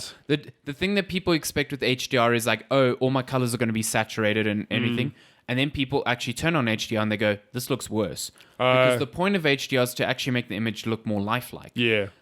So if you're used to games where the colors are extremely saturated and stuff like that, HDR might actually look bad. They look bad, yeah. Well, because you used to popping colors, for example. Yeah. And a lot of people are playing on displays that they've never calibrated. So they are playing on displays where you have the color temperature set to cool, which is fucking terrible. Like, it should be on warm. It will look like piss for 2 weeks, but then you'll realize it looks a lot better. So if you've never calibrated your display and then you go down the rabbit hole of calibrate your display and then use HDR, you're going to probably come up to a time where you go, I don't like this. But I definitely do like you when recommend games it. do it well. Yeah. Especially now where games can support like RTX and HDR. Holy shit. Yeah. Shit, you're in for a good time, basically. Yeah. But I'd be dubious about monitors. TVs nowadays, I would look at ones that are HDR10 compliant and ones that support Dolby Vision, because that's the future of HDR. They beam audio into your eyes. Yes. Let's go with that. Dolby, I've only ever known it for audio. No. Definitely not. I know. Very good day. Chasha Plin Plan Chugi. One day Megs is going to run out of random. I don't think so. He's doing very well. He's doing very well. What are your thoughts on the film industry for the past 2 decades using older music and movies instead of commissioning new songs? For example, recalling a bit vaguely from memory, in the favorite film Spider-Man Far From Home, there's a scene that Peter is 3D modeling a new suit and comments he loves Ziggy Pop. Wouldn't the mention of a current new artist be a better fit? Do the accountants really run Hollywood now, favoring cheap licensing deals instead of a bit more costly new music acquisitions? I think that's a bit unfair. Yeah, I don't know if it's that. I think I mean, all these movies have original scores. Yeah. Like they use licensed music for tone. But they all have, their own orchestral scores that are all original. Yeah. And I mean, they don't have to pay an artist to make a song for a movie. I was going to say a lot of it's just, well, I mean, I'm not going to argue that it's not cheaper, but a lot of it is intentional. Like, well, we're going for this tone in the movie. There's this really good song from 2015 and another good one from 2018 and one from 2005 that just fit this tone. Exactly. So I don't think it's a thing of, oh, shit, we've got to save money. Just find me the cheapest music you can find. And I've generally found songs that are made specifically for movies when they come from commercial artists are pretty bad. I watched Venom on the plane when I flew recently, and at the end there's an Eminem song that's just made for Venom, and it's terrible. It's bad. It's really bad. So I agree with you. I think it's just a tone thing. Yeah. Like that's an intentional Into choice. the Spider-Verse, they chose a lot of hip hop. It's like hip hop. I love that soundtrack. It wasn't a thing of like, damn, didn't make. Although I think one or two of those songs were when they're not made for the movie. Some I wonder, were, yeah. But I mean, not all of them were. I mean, I'm not saying that it always ends up badly. Like, if you look at Black Panther, Kendrick Lamar made a lot of music for that movie, which he ended up putting in an album. But, like, it fit that movie perfectly. It fit it perfectly, so it does work. But I think it's more a tone thing. Yeah. Okay. We have a lot of questions. Good Lord. Go loud. Next question from Jaden Coffin, titled Question to the Longest Email Address Ever. Hi guys, sorry, my phone is dying and we are currently waiting to start a CSGO game, so I can't go and fetch a charger. My question is as follows. You've got the wrong priorities. God damn. Any advice on where I can get soundproofing for cheap so that I can rage in CSGO and not wake up my girlfriend so she doesn't rage in real life? Okay, thanks, but I love the Have you tried podcast. not raging? It's cheap, it's free, it's good for stress. Jaden does not rage. Oh. No, actually, this is Jaden, friend of mine. The only time I've heard him rage was earlier this week where he was like highly upset. But What did you do? No, nothing. It's kind of shock. I think it was last week. He was just speaking very loudly. And it was actually so funny because we heard his girlfriend walk into the room and like cuck him out.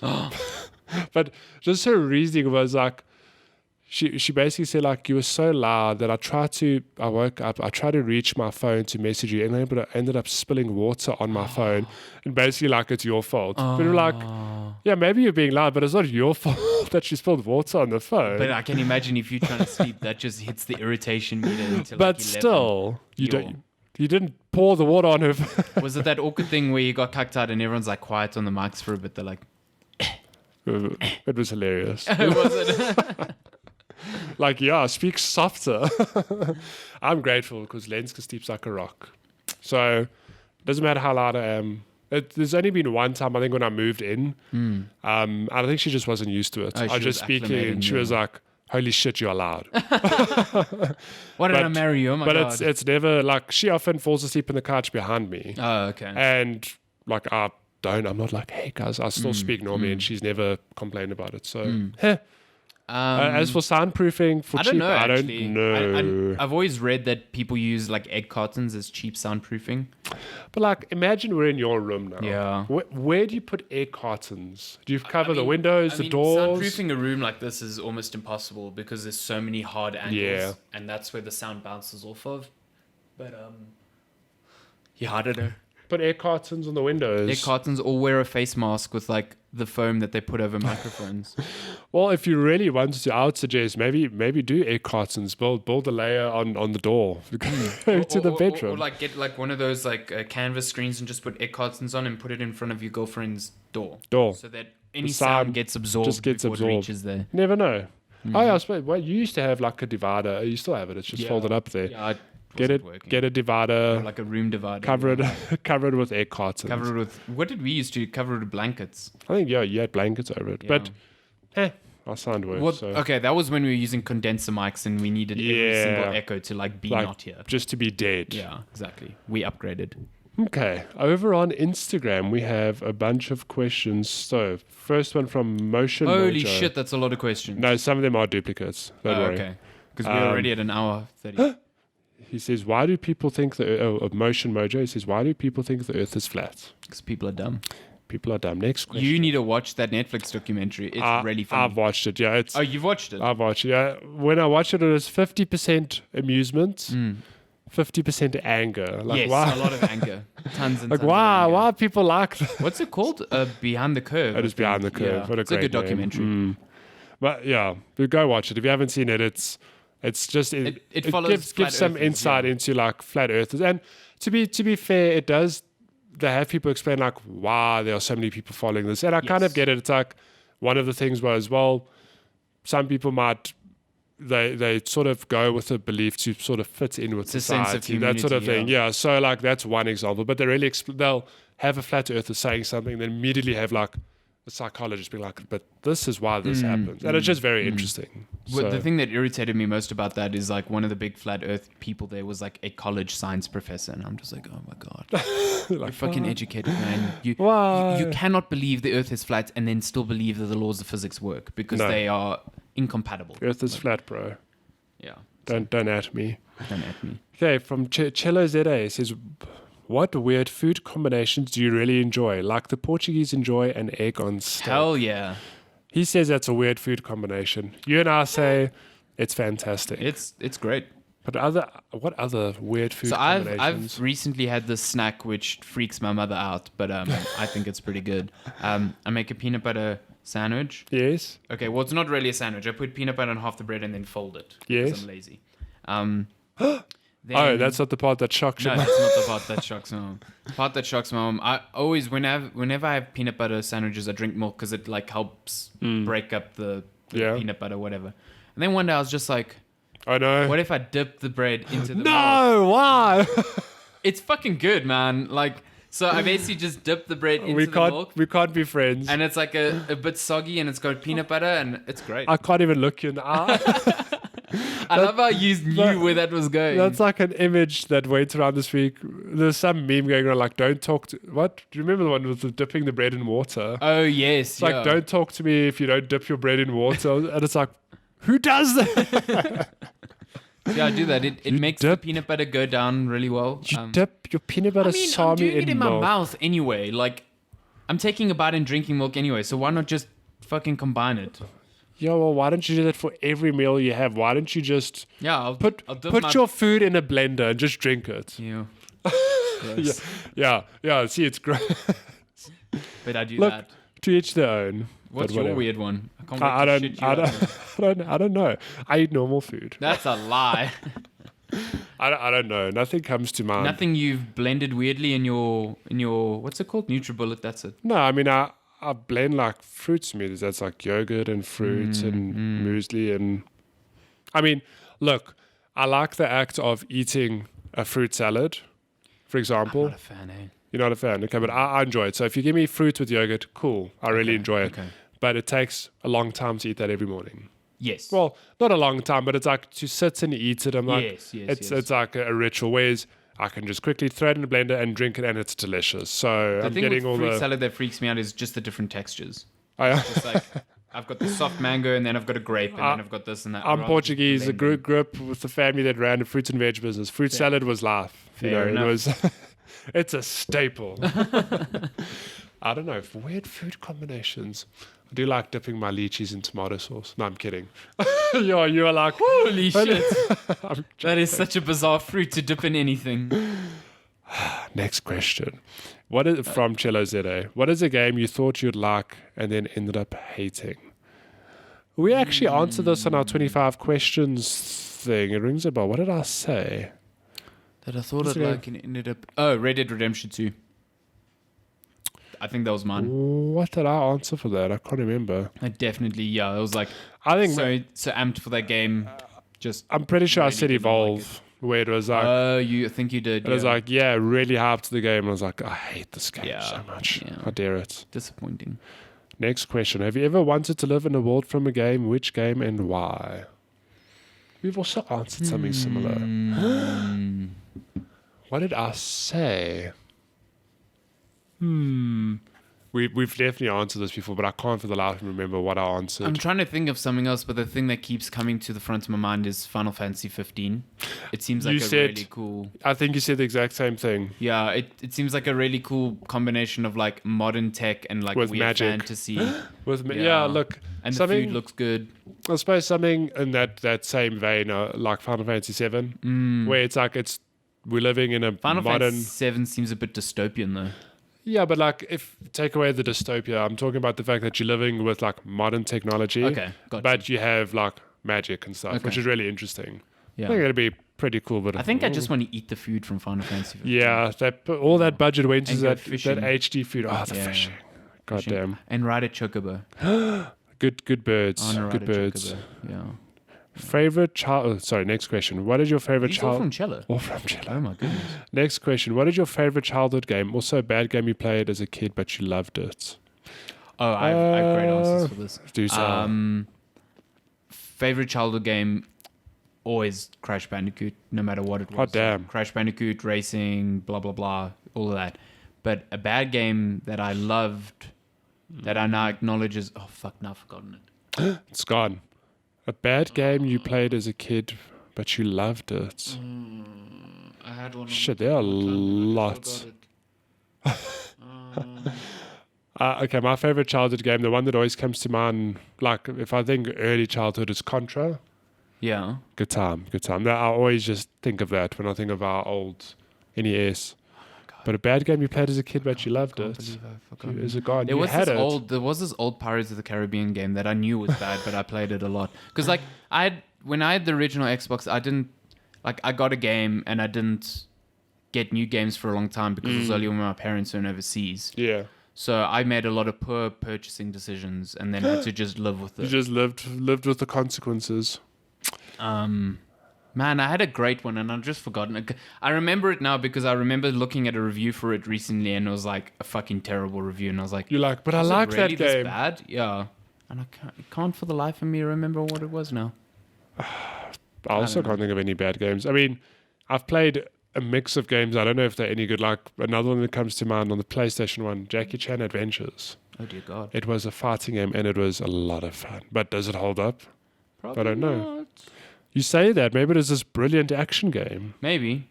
I do remember playing a lot of the first Halo as a kid as well. I adored that. I played so much of that.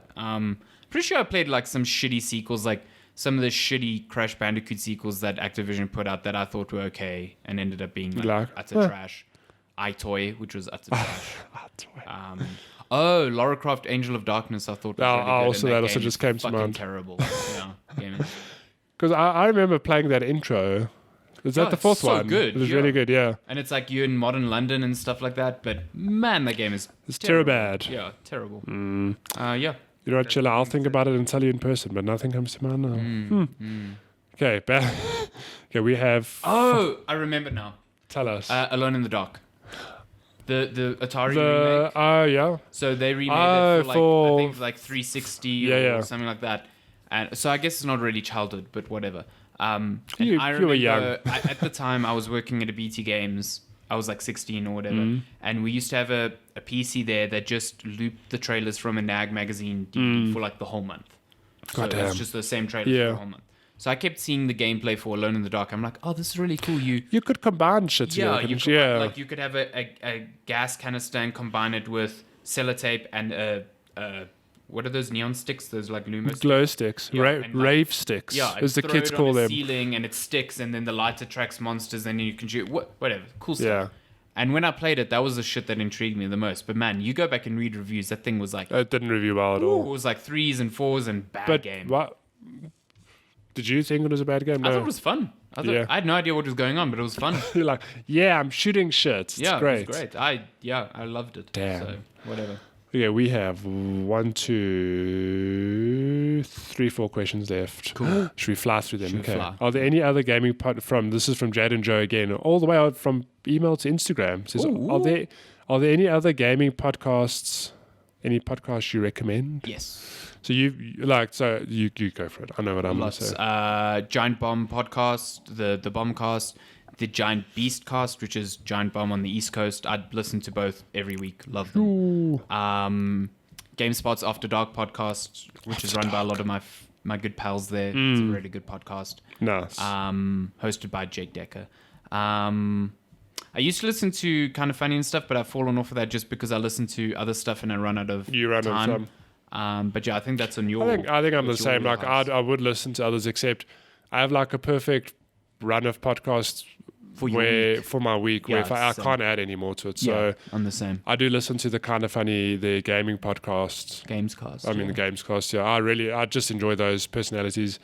I listen to most of their content. So it's that I listen to their weekly podcast where they speak shit. Kind of Funny podcast. Just a Kind of Funny podcast. Fun. That's a fun time. I've been squeezing in the In Review podcast, where it's because they've been reviewing every Star Wars movie, and it's just very entertaining. They're very funny. One movie at a time. I've been squeezing that in, but that's really the only podcast I get around to listening to. Unless if I find extra time, it's like I'll listen to Invisibilia. Yes, which started up again. There's another season, I used to listen to IGN's Destiny podcast, which was Fire Team Chat. Yeah. When I was playing a lot of Destiny, it was kind of a nice weekly thing because they broke down things that I was too lazy to listen to. But yeah, I used to listen to Kotaku's Split Screen podcast. It's just a matter of time now. But I think all of those are really good. Kotaku's Split Screen is really good. IGN Beyond podcast is pretty good. Yeah. But Giant Bomb is like my go-to because each episode's like fucking 3 hours. So. I will say that they are doing, every year they do their Game of the Year discussions. And it's like a week long. A week of every day a 5-hour-long episode of, because they basically record all their discussions. Yeah. And they just discuss it, and it's so good. Like, you hear perspectives and arguments that are just really fucking good. Damn. I actually need to listen to that. I love it, yeah. One day, if you had a time machine, would you go back or forward in time, and why? I would go forward, but not too far, because I don't want to go back to not having the tech that we have today. Well, that's a fair it depends. I think it would be fun to visit other time periods. Like, I mean, we're talking consequence-free time travel here. Yeah. Okay. So, like, I'd love to go see what the 60s was like and the 80s, all those, like, the decades we hear about, the 20s and 30s. Ages. Yeah, the boomer ages. But, shit, if I could go forward, like, I don't want to go hundreds of years when Skynet have destroyed the Earth.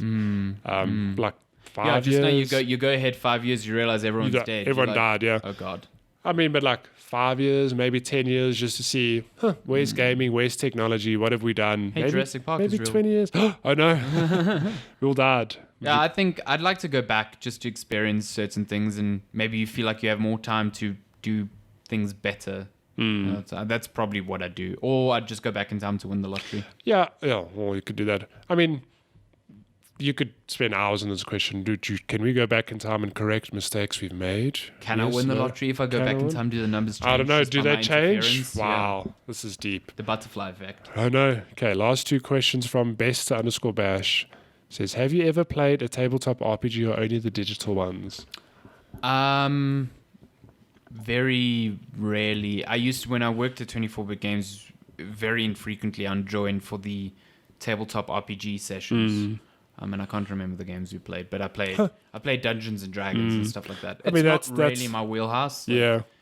The thing is, it's a time invest. So I've played Pathfinder. Oh, right. You well equipped. So I played for a couple of years where it's a time investment. You're playing every week. Every Friday I'd go to a mate's house. We'd all play like a 3 to 5 hour session. Sure. And the thing is, it's a lot of fun. Like, I really enjoyed it. It's I remember your tweets; they were great. Yeah, like the best part of it is, if you're playing a digital game, for example, you're still limited by what the developer wants you to experience, their system. Whereas the tabletop RPG, you can do whatever you want if you can rationalize it and roll for it. If your character's capable, you could be like, well, I'm in the bar and I want to punch the bartender, for example, and the GM has to like roll with the punches and react to what you're doing, and you never know where the story's going to go. So from that aspect, it's a lot of fun. That's where a good DM or GM comes into play. Yeah. So like I had Garth like recently, and Garth before and and Abigail before him went there, Abigail ran a campaign, and they're both really good. But it's a time investment. Yeah. Like it is you could spend 3 to 5 hours on one fight. I think if you find the right crowd, it is fun. Like the right crowd that role plays into it, as much. Because I found like sometimes when I play with the crowd, they are really into the role playing, like making voices and stuff like that. Yeah. I never went that far. Yeah, but and it just makes me feel uncomfortable. So it's like I'm not. Yeah, that's really like, what do you do? engaged in I this. talk as myself like I punch the barkeep. Yeah. But like I've played with friends where it's not really about that. It's more about the story. Yeah, just a story. So. Okay, last question. If you have played a tabletop RPG, which is your favorite, and what's your favorite class? So I can't remember. I've played Pathfinder, and I think the first campaign I did fully. Oh, the campaigns I played, by the way, the first one from beginning to end was like spanned. I think it was 2 or 3 years. Wow. And then I played Garth's campaign. Pathfinder is a version of Dungeons and Dragons. It's very similar. I don't think it's quite the same. Rule set? It's like a rule set, yeah. But it's same. You've got tiles, you've got turns, different stats. So my first campaign was 3 years, and I played Garth's campaign for about a year and a half, 2 years before I was like, it's too much of a commitment. Yeah. My favorite tabletop game is Mousetrap. Mousetrap, damn, that's a good good game. I love it when you hit the trap and when you get to do the mouse. Yeah. I don't know what my favorite classes were, but I did play. I think I played an elf that had like a good cat companion. Ooh. It was cool because I controlled my character and my cat companion, which worked in battle. Did the cat have like spells? It started out as like a medium-sized cat that grew to a large cat. So it wasn't spells, it was like an actual attack cat. See, that's cool. And then I think I like that. Yeah, that's really cool. My last campaign, I was a hammer wielding, like what do you call it? Someone who like rages, but a berserker, I think. Okay, so I was like a berserker. Aggro, yeah, like you go aggro to do more damage. That is just fun. Yeah. Okay. That's cool. That's it. That's awesome. Those are all our questions. Pathfinder. That's Pathfinder, yeah. Pathfinder. Okay, yeah, I can't remember Pathfinder. the ones I played. Something stars. Stardew Valley. Yes, definitely. Yes. Nice. Do you know what we missed in news? What? Thinking about stars. Resident Evil 3 remake seems to be in development. Yeah, I did see that teaser. Yeah. I need to see it. Stars. Maybe that's coming at the Game Awards. Yeah. Imagine. That and a Batman trailer, maybe. A Batman trailer? Batman game. Warner Brothers has been teasing a Batman game for months really? now. It has to be. Is it Rocksteady? No. Who the fuck knows what Rocksteady's doing? Superman game. I wish I knew. Damn, that's a long episode. That's a long episode. This has been Checkpoint Chat. You can catch us 76. on social media at Checkpoint Chat, pretty much everywhere, and email checkpointchatpodcast@gmail.com. Mm-hmm. Like and subscribe. Leave us 5 stars. Send us questions. We love you. Okay, bye. We're peacing out. Goodbye. Bye.